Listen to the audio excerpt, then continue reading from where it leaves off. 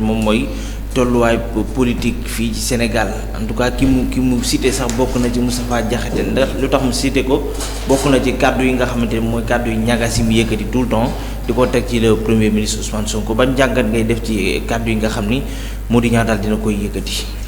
bon Mody Niang day Moustapha Diakhaté bu amul xel. mun na jàpp ni Mody Niang daf ko attaqué bu dégloo itam yàqkat yi mun na jàpp ni Mody Niang daf ko attaqué mais moi je pense attaqué wu ko daf ko conseillé. ok. Khalifa man mi nekk xale bu tuuti gën a nekk ndaw Moustapha Diakhaté am na ñoo xam ne moo leen tontoo ñu fekk ma ci mbedd yedd ma. am na wax yoo xam bu ma ci duggee ay kilifa xeeb ma. sàkka Moustapha Diakhaté mi nga xam ni moom mag fuufi ndolle donc am na noo xam ne bu continuer di ni waxee lu def lu dul décrédibiliser wu ci kanamu sénégalais yi kon Mody Niang attaqué wu ko daf ko conseillé. pour mu xoolaat moom nan la war a mel ak nan la war a doxalee. kilifa du saaga ci mbedd. kilifa du wax la lu dëgg. kilifa du sos. kilifa du yàq der. kilifa du wane ak mbañeel ci nit. jaaduwul loolu du xel du xalaat bu sell du xel bu sell. te am na âge boo xam boo ko amee da nga war a tey ci àdduna. Khalifa waxuma la Moustapha Diakhaté dégg naa Clédor Sène wax ko barki démb nii ñun bu ñuy initier loo xam ni fii ak 40 ans la jëm dañu rafet njort rek pour bàyyi la suñu ay ndono lu baax mais wóorul kenn ci ñun ba xam di nga dundal 40 ans wala det très important. waykatu arab daf bind ni nafraxu min al ayaami wa naqtuha wa kullu yawmin mada naqsun min al ayaami. Khalifa gis nga démb lundi la woon démb lundi la woon gis nga li muy nekk lundi yow li ngay def moo dul changé ci bis bi tudd lundi mais lundi bële passé du moo dellu si waat démb bis bu ñëw du dellu si waat ci sa dund yow bis bu ñëw du dellu si waat te waaye ku jël lu bëri dese tuuti. Khalifa boo jëlee butéel nga naan sa butéelu ndox bu ndaw nga teg ko nga tiimale ci satala di ko sotti. loo ci bëgg mu fees. mu fees mais boobu xamoo ni lu ndox mi gën a dugg pour mu gën a fees espace bi des ci butéel bi gën a tuuti lu gën a sotti ndox espace bi gën a tuuti. bu feesee sa dund jeex na. moo tax mu boy ko daal naf wax mi ne ay yaami mais nag wa naqtuha dañuy bis bu ñëw ñu kontaan ci mais ñu ngi dagg bis boobu dootul bokk boobu massacré nañ ko suñu dund bokkatul ndax wa kullu yawmin ma daa naqsu min al ayam bis bu passé bu nekk day am lu muy wàññi ci sa dund boo amee 60 ans wax lu ñaaw waratu la boo amee 60 ans yàq deru gor waratu la bu amee 60 ans wax lu la wuurul waratu la boo amee 60 ans dàggasante waratu la boo amee 60 ans nit ki xam ni da nga koo bañ ba nëbbuwul waratu la kon Mody Niang dama jàpp ni li mu wax Moustapha Diakhaté attaqué wu ko daf ko conseillé te Moustapha Diakhaté daf ko war a déglu parce que moom moo ci gën a bénéficié wu man de su ma ko gisoon loolu la koy wax Moustapha Diakhaté dafa am expérience ci wàllu dund tabia nag muy nature nit kenn mënu ko changer il est quelqu'un koo xam ne toujours buy wax fugg lay waxee force lay waxee il est quelqu'un koo xam ne nature am mooy man ragaluma dara lu ma bëgg a wax ko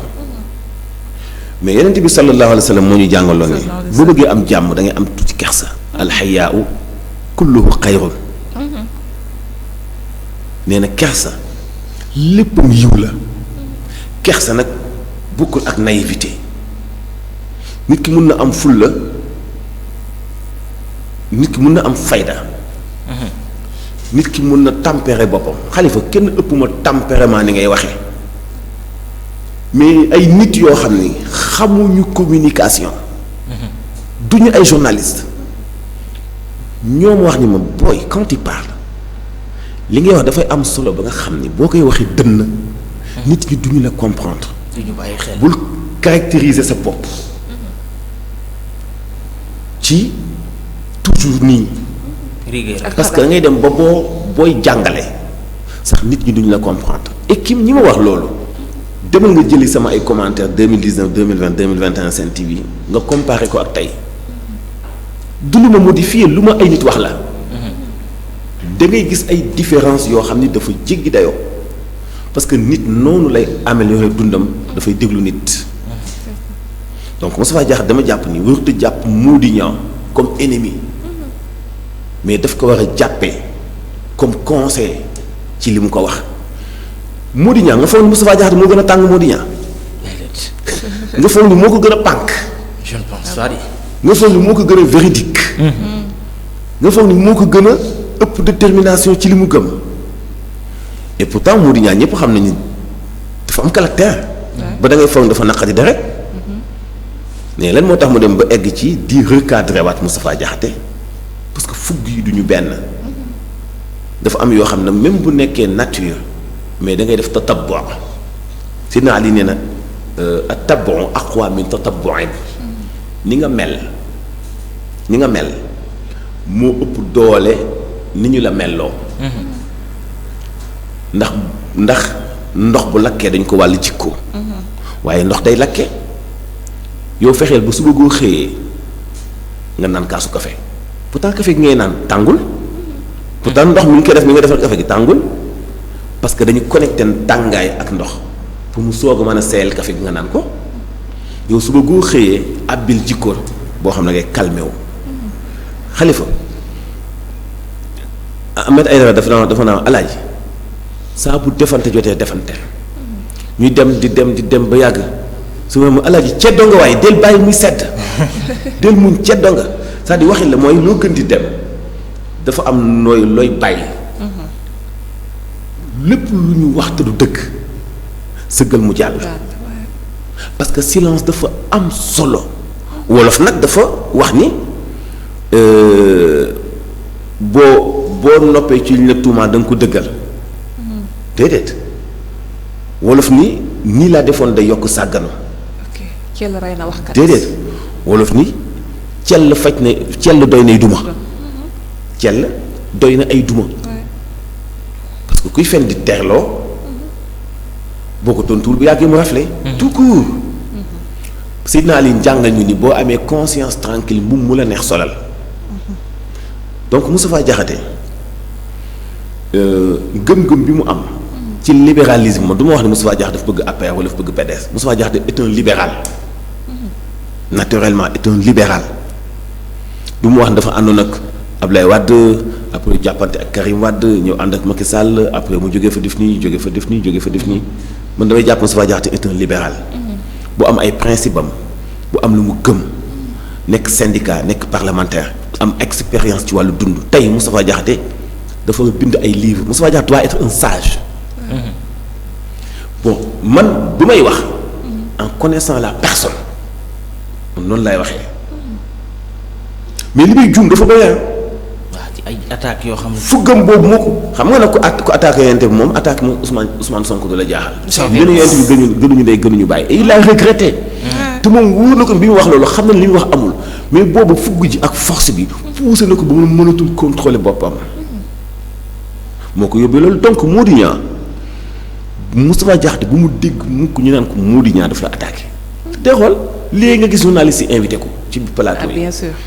bu ñu soumettre waxu Mody Niang ci kanamam li lay waasul na ko jàppe comme conseil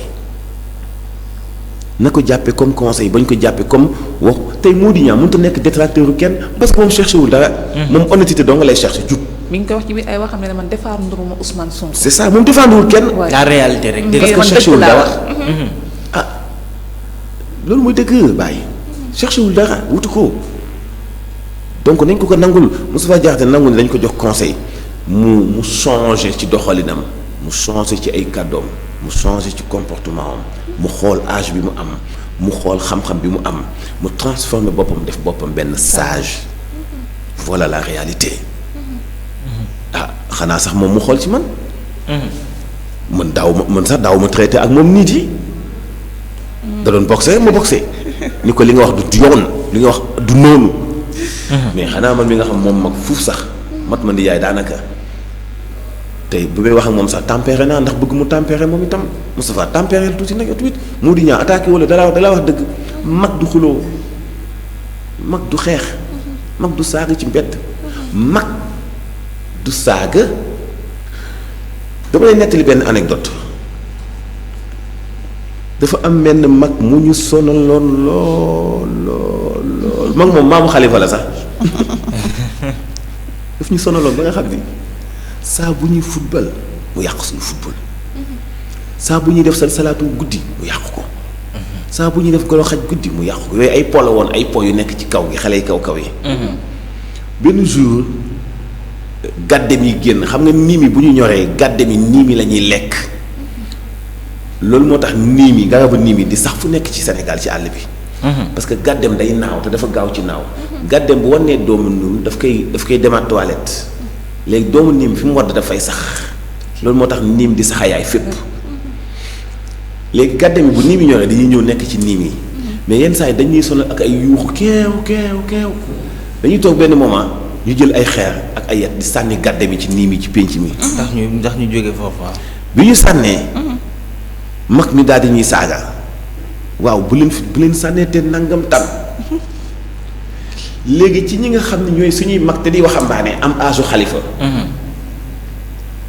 ni mag mi bul saagaate xale yi ñun ñëpp a sànni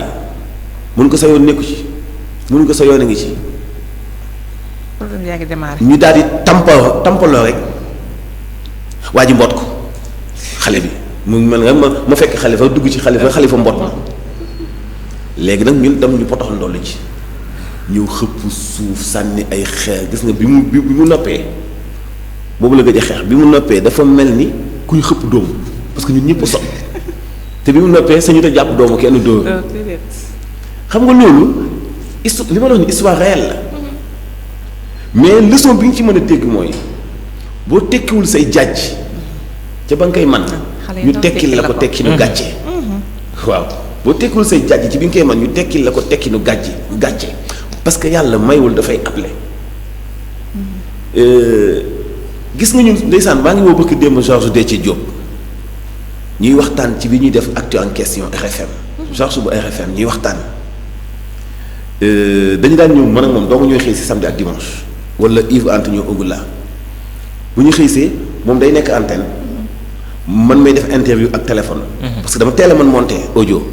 def interview monter après balancer ko ci réseau bi moom mu toog di jël technique def journal après la ñu Papi MFA di gaaw di ñu rejoindre ak Chérif Diop mi présenté 20h RFM technicien la woon rajo soit kenn moo ñuy rejoindre ci ñoom ñaar ñuy waxtaan ci yooyu di waxtaan leader politique yi nga xam ni ñun moom la ñu amoon habitude di leen invité ñu ñëw ci débat yi mu ne ko waa booy ana Ousmane Badiane mun ma mu ngi fi de Ousmane Badiane LD la bokkoon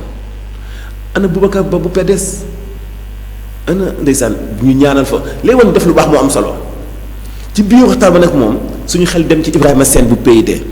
ñu ñaanal ko mu ne aywa yal na ko yàlla yërëm te seddal te daayam ku baaxoon ndeysaan ko xam fu mu sànq saf may taf ci kawam gis nga lu am solo ni mu baaxee gaañu bu yàgg mais dañuy waxtaan ba ëgsi rek ma ñaanalaat ko yàlla mën na ko jotali yool boobu leader politique yooyu nga doon invité ñu nekk ay ponkal da ngeen demoon ba mujj am benn relation bu dëgër boo xam ne relation fraternité Moustapha Diakhaté mii tey ak ki mu bokkaloon ñu créé wàccoo alternance ku tudd maa ngi fàtte waa ji El Hadj de waa ji tudd de ñoom ñoo génne woon ci PDS gedd créé ba leen kuréel bu tudd wàccook alternance dañu leen doon invité tout le temps dañu leen doon invité tout le temps dañu leen doon invité ñoom ñu ñëw loolu def ci ñun relation bu ñu am ak ñoom ba nga xamante ni bii da ngay xam kii fan la niveau am toll fan la xam-xam toll fan la pertinence am toll mais n'empêche nag mën nga ko ñaan ni ko vraiment lii ak lii nii la demee woon nii ak nii d'ailleurs loolu moo tax nag bon jàpp naa ni dina dégg Modou Niang li mu wax déggin bu positif boo xam du négatif quoi. ci li ma jox. voilà tey El Hadj Mansour nit ki su ngeen bokkul yoon su ngeen bokkul fi ngeen di xoolee war nga ko mën a critiquer mën a wax lépp mais pas nga koy taxi yenn mooy surtout moo fen ni mu mel ci koo xam ne kilifa la